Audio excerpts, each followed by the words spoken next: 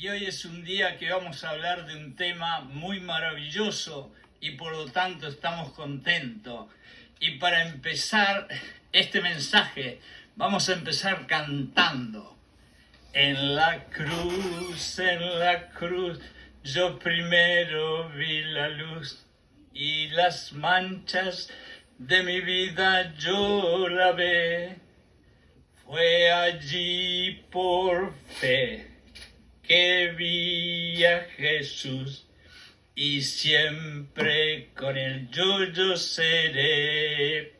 Bueno, amigos y amigas, hermanos y hermanas, hoy el mensaje es un mensaje de alegría y de gozo, a pesar de que a través del mensaje ustedes van a entender que Dios, para darnos esa alegría y ese gozo, muchas veces nos hace doler un poquito.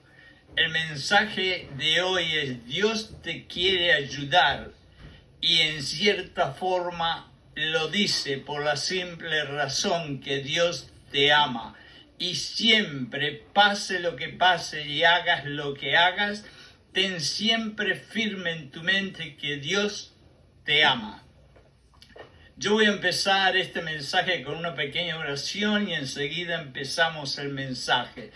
Padre, en el nombre de Jesucristo te damos gracias por cada una y todas las cosas, las buenas y las malas, y te pedimos en el nombre de Jesús, Señor, que sea el Espíritu Santo y no yo quien hable, Señor, ninguna de estas palabras, así como que también el Espíritu Santo sea capaz, Señor, de estar en control de los oídos, la mente y el corazón de todos aquellos que están escuchando, Señor, para que cada una y todas las palabras que se digan sean de edificación en la fe del Señor Jesucristo. En el nombre de Cristo, de Jesús. Amén.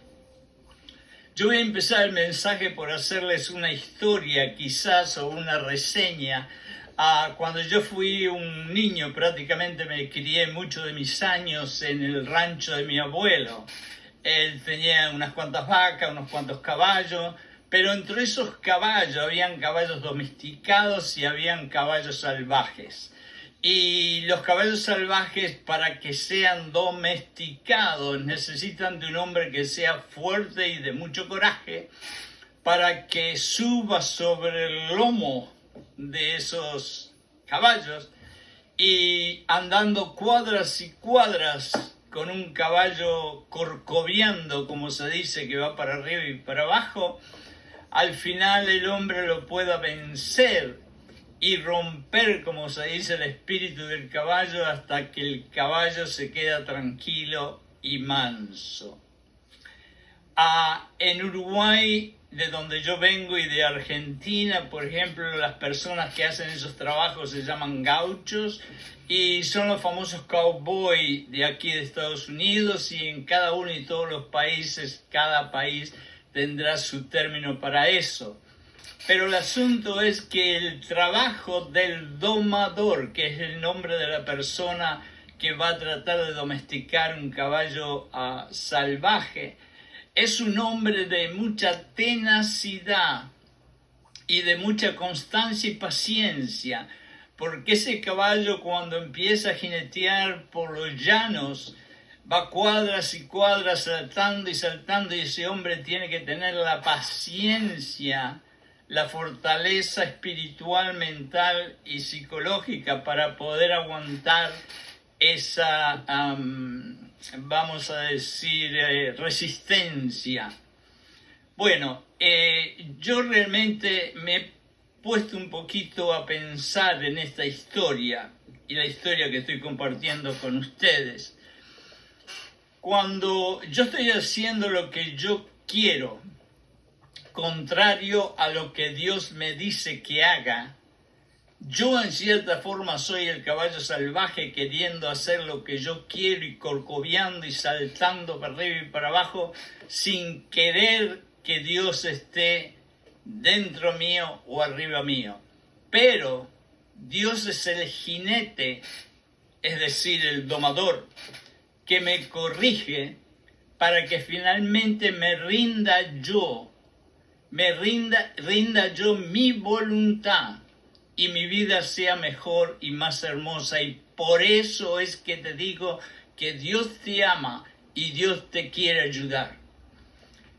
Dice en Proverbio 3:12, Hijo mío, no menosprecies la corrección del Señor, porque Dios al que ama corrige, como un padre a un hijo que quiere. Ni desmayes cuando eres reprendido por Dios. Eso es lo que dice Proverbios.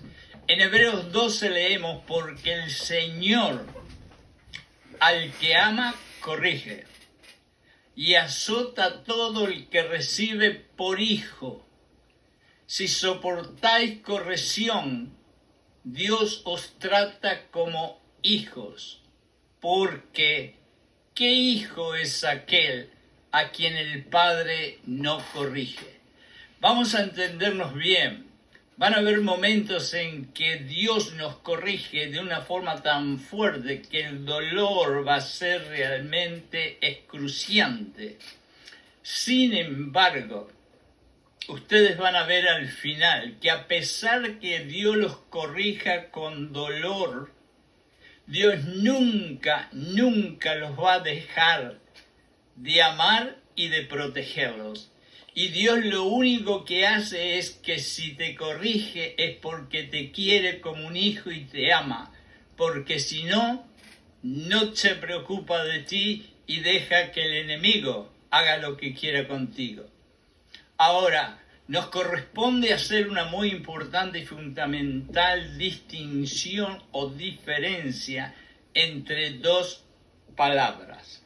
Hay una palabra que se llama disciplina y que está indudablemente algunas veces en la Biblia, pero que a mí personalmente no me agrada mucho. Y les voy a decir por qué. Porque disciplina prácticamente en ciertas definiciones tanto secular como teológicas, es la práctica de entrenar a la gente por medio de castigo para que obedezcan las reglas. Muchas veces los dictadores o los grandes militares disciplinan a la gente que tienen bajo su cargo de una forma tal que ellos los puedan controlar. Ahora, en la otra cara de la moneda, vamos a ver la otra palabra que es corregir, y corregir de Dios, que es mostrar desaprobación de la conducta mala que podemos tener y por lo tanto ser reprendido para que seamos más humildes y mejores. Así que yo me quedo con la palabra corregir en vez de la palabra disciplina. Para evitar ser corregidos, tenemos que seguir a alguien el resto de la vida. Y yo me imagino que ustedes ya saben a quién hay que seguir en esta vida. Se llama Jesucristo. Por lo tanto, en Hebreos dice, bueno, entonces nosotros también, teniendo en derredor nuestro tan grande nube de testigos, estamos siendo invitados de manera inmediata a cambiar nuestra actitud y con corrección haremos acciones de bondad. Eso lo dice en hebreo. Los testigos que nos están viendo, dicen, nos animan. Estos espectadores que nos están viendo son todos nuestros amigos y el resto del mundo. Estamos desafiados por ellos a triunfar en la carrera y lo haremos si estamos dispuestos a hacer lo siguiente. Primero, despojarnos de todo peso si queremos triunfar en los caminos de Dios. Significa deshacernos de estorbos innecesarios que solo sirven para cansarnos y hacernos más difícil la carrera de la fe que corrió Pablo. Dejar atrás todo peso emocional que no está alineado con los mandamientos de Dios, de Jesucristo, y que el Espíritu Santo controla. Toma la idea, dice aquí, de los corredores en los estadios, en aquella época están hablando. Segundo, despojarnos también del pecado que nos asedia, las cosas malas que nos rodea fácil o constantemente y de lo malo que tan fácilmente a veces nos envuelve. Seguir a Jesús no es la práctica o la tendencia humana nuestra habitual de pecar. Es más bien una tendencia o una tentación a una cosa de la cual nos es difícil apartarnos, pero que si no lo hacemos significa nuestra derrota final. Para mí, por ejemplo, cuando fui joven, era muy difícil apartarme del alcohol. Para ustedes quizás es otra cosa que no le es fácil apartarse de esa cosa, aunque eso o esa cosa sea mala. Jesús nos enseña que la carrera del cristiano es diferente a la carrera del atleta, y aquí es donde nosotros tenemos que escuchar y meditar. Porque el atleta, al terminar la carrera, puede volver atrás por el camino que vino corriendo y recuperar cosas de las cuales se había despojado. Muchas veces en aquella época habían atletas que llevaban camisas pesadas, llevaban cinturones pesados o llevaban zapatos pesados. Y a medida que iban corriendo para poder llegar primero, se iban despojando, iban tirando la camisa, iban tirando los zapatos y llegaban sin ninguna de esas ropas o indumentarias a la recta final. Porque en la carrera cristiana, y acá estamos hablando en cierta diferencia, en la carrera cristiana no hay línea de llegada en la tierra. La carrera termina en el cielo. Y la diferencia es que si el atleta en la tierra puede volver atrás, agarrar todas las cosas de las cuales se despojó, el cristiano que espera con llegar al cielo y a la vida eterna no vuelve atrás a recoger las cosas que dejó para seguir a Jesucristo. Nos anima que corramos con paciencia la carrera que tenemos por delante. Paciencia significa constancia y perseverancia. Y Pablo dijo: he peleado la buena batalla, he acabado la carrera porque he guardado la fe, la esperanza y el amor. En otras palabras, Pablo aquí nos está diciendo: sí, yo corrí la carrera hasta que llegué a la vida eterna, pero lo hice de tal manera que en toda mi carrera mantuve siempre la fe. El premio no es para los que comienzan bien. Y aquí es algo que muchas veces no nos preguntamos. Los premios de Dios, la vida eterna, no es para los que empiezan bien, sino para los que terminan bien. Muchos de los hombres de Dios, que fueron grandes hombres de Dios, comenzaron bien y sin embargo terminaron mal. Un ejemplo es el rey Saúl, otro ejemplo es Sansón, y hay otros más. Así que no es cómo empezamos, sino cómo terminamos. Un arranque a buena velocidad, que es cuando nosotros empezamos a hacer recién cristianos entregamos el alma, el corazón, la mente a Jesucristo y estamos enardecidos y llenos de calor por Jesús y por todas las cosas de Dios. Es un arranque a buena velocidad que tenemos al principio.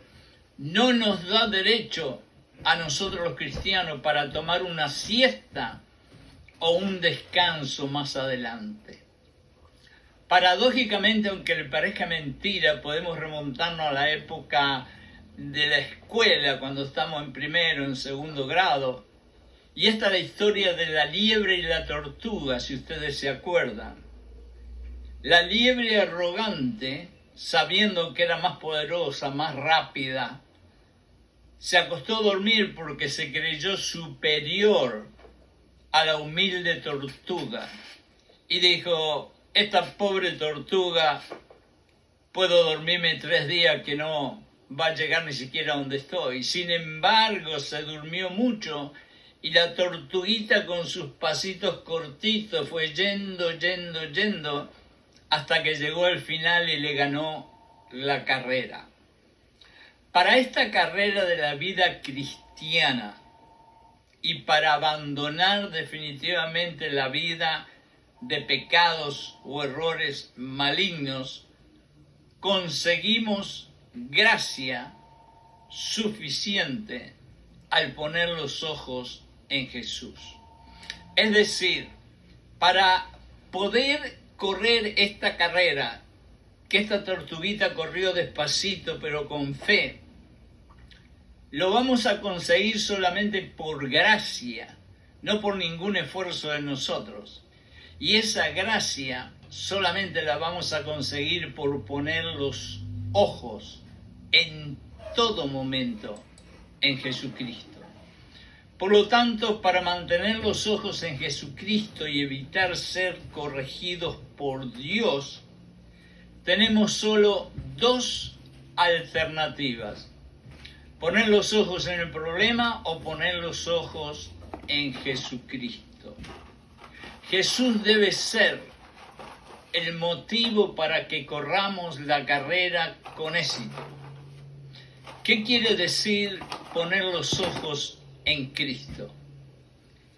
Esto es quitar nuestra atención de todo objeto, persona o circunstancias que nos están afligiendo y fijar nuestra atención en Jesús, como lo hizo Pedro cuando caminó sobre el agua.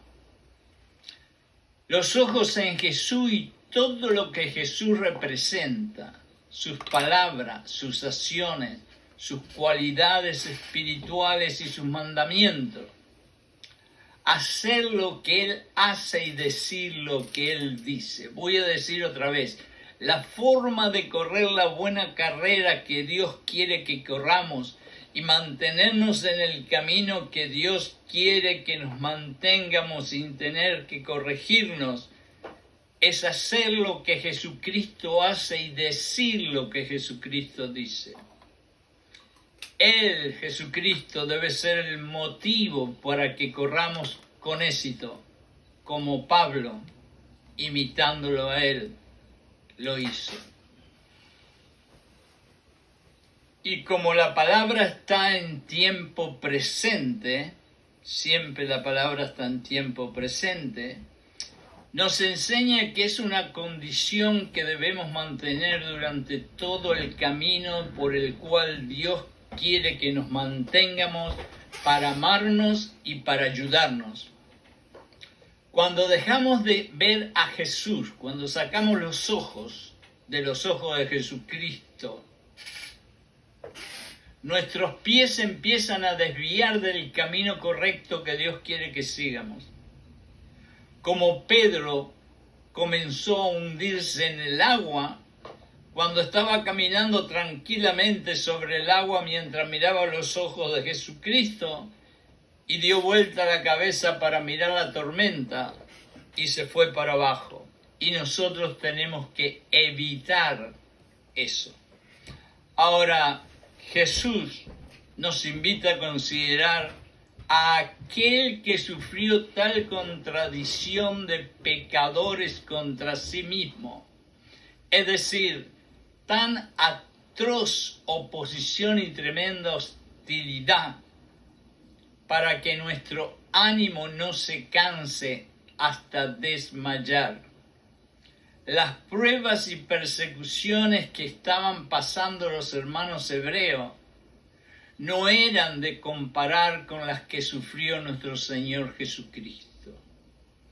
Por eso es que Jesús nos invita a considerar todo lo que los judíos habían sufrido y estaban sufriendo, pero aún así ese sufrimiento no era capaz de ser el sufrimiento impresionante que sufrió nuestro Señor Jesucristo. Y dice en la Biblia, Jesucristo dice, porque aún no habéis resistido hasta la sangre combatiendo contra el pecado. Aunque hoy en día no podemos olvidarnos que en muchos países anticristianos que hay en el mundo, hay muchísimos hermanos y hermanas misioneras que están arriesgando su vida y siendo torturados por causa de seguir a Jesucristo. No nos olvidemos de eso. Jesús le dijo a los judíos, aún no has resistido hasta la sangre. Lo vuelvo a repetir porque es importante. Esto que dijo Jesús tenía que hacerlos estremecer si realmente quisieran creer un poquito en Él y en Dios. Estos cristianos, porque al principio, lógicamente, los cristianos eran judíos, estos habían sufrido mucho, habían perdido sus posesiones, pero no habían sufrido persecución de muerte o sangre como Jesucristo la dejó en la cruz. La corrección en Hebreos 12:5 dice que la corrección es un proceso de purificación. En 1 de Pedro 1:7 dice, por el fuego serás refinado. Por eso yo, aunque les parezca mentira, en las mañanas me levanto y lo primero que le digo a Dios, gracias por el fuego. Porque son esas adversidades, esos problemas, esos dolores que nos aquejan y que Dios muchas veces nos manda para meternos en el camino correcto, el fuego que tenemos que dar gracias, porque si no fuera por ese fuego, quién sabe a dónde nos podríamos ir. Si Dios nos corrige es porque nosotros nos hemos apartado de sus mandamientos y estamos haciendo cositas que no le gustan a Jesucristo, ni a Dios, ni al Espíritu Santo. La tesis básica es que deberían interpretar sus sufrimientos como una purificación y la purificación como una evidencia del favor de Dios para con sus hijos. Por tanto, no como una ocasión para meditar. Eso está en un libro maravilloso cristiano que yo leí. Si estamos pasando por un momento donde todo nos sale mal o no podemos sentirnos contentos, quizás es porque estamos haciendo algo que va en contra de la voluntad de Dios. Medita en esto. La corrección es como una escuela que nos enseña y que en algunos casos tienen que corregirnos para que aprendamos a caminar el camino derecho como todo buen padre haría con el hijo a quien ama. La corrección es como un privilegio que Dios le permite a sus hijos. Es mejor ser corregido por Dios que ser halagados por Satanás. Mientras Dios te corrija un poco para que no te salga del camino correcto, el enemigo te tentará a que te complazcas en las cosas que te harán caminar por el camino torcido, el que más tarde te traerá consecuencias horribles. Te voy a repetir.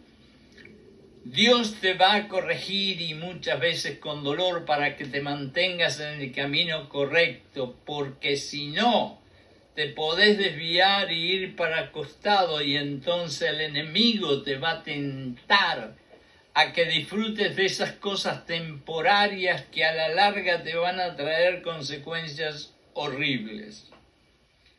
El que un buen padre corrija a su hijo es normal, por lo tanto no debe sorprenderte de que Dios te corrija a ti, porque te ama como un hijo, como una hija.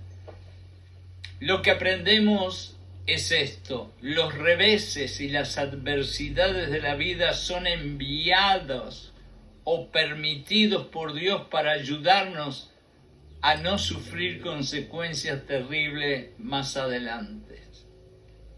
El que un buen padre corrija a su hijo es muy normal, por lo tanto no debe sorprendernos que Dios nos corrija. Lo que debemos aprender es lo siguiente: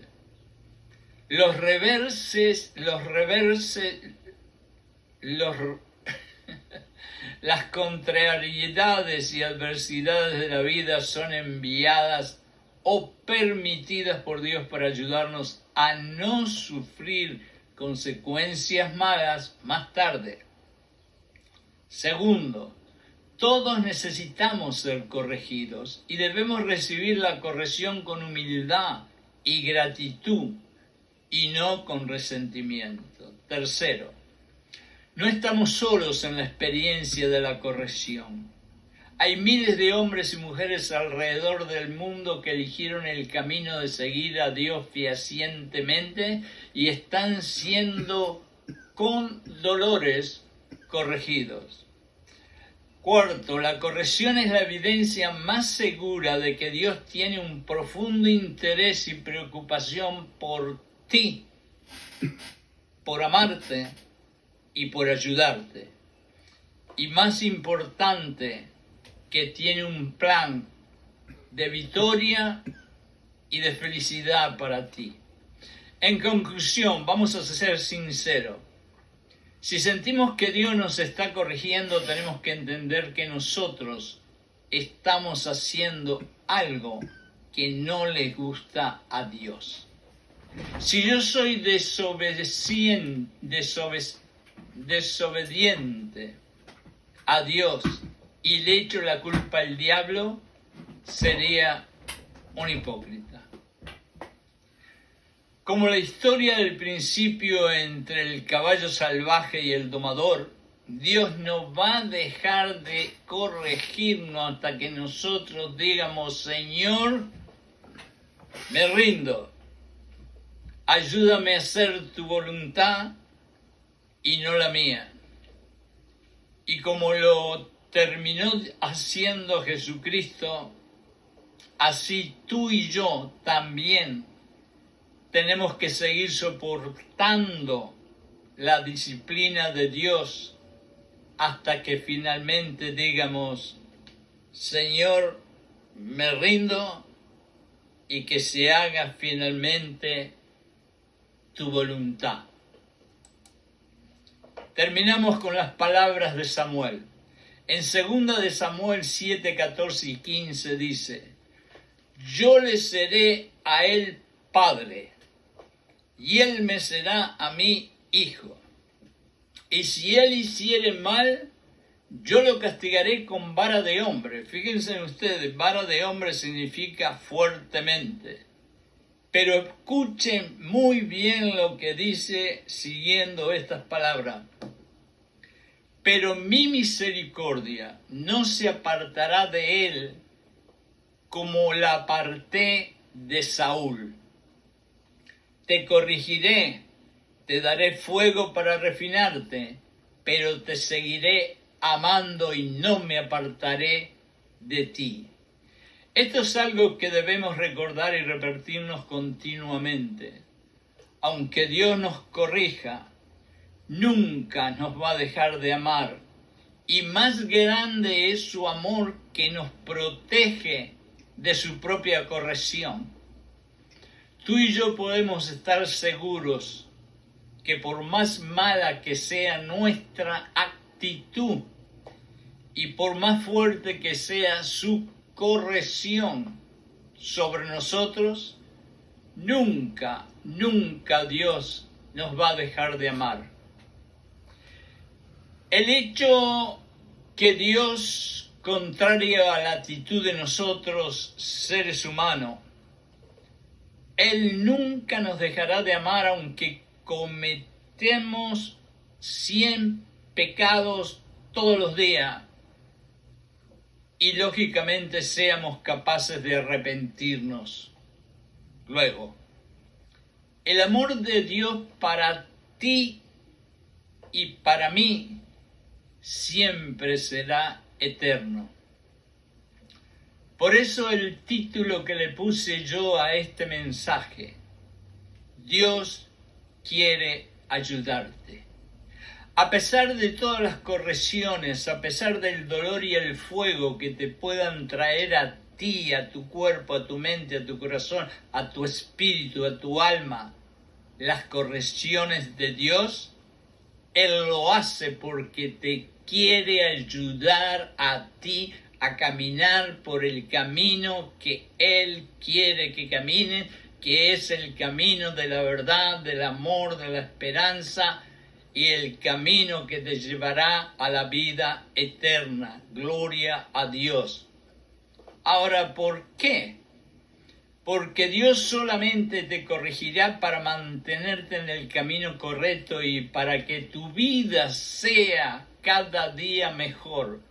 Dios te quiere tanto que si tú o yo nos desviamos del camino que Él quiere que caminemos por nuestra propia felicidad, Él fue capaz de amarte tanto y tanto que con dolor desgarrante te envió a ti su propio Hijo para que muriera una muerte horrorosa y espantosa para demostrarte que Él te ama y quiere ayudarte.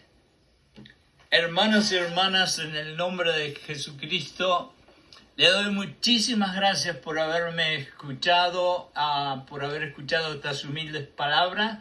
Y en el nombre de Jesús pido que todos ustedes y todos sus hogares sean llenos de bendiciones y protección del Espíritu Santo, Jesucristo y Dios.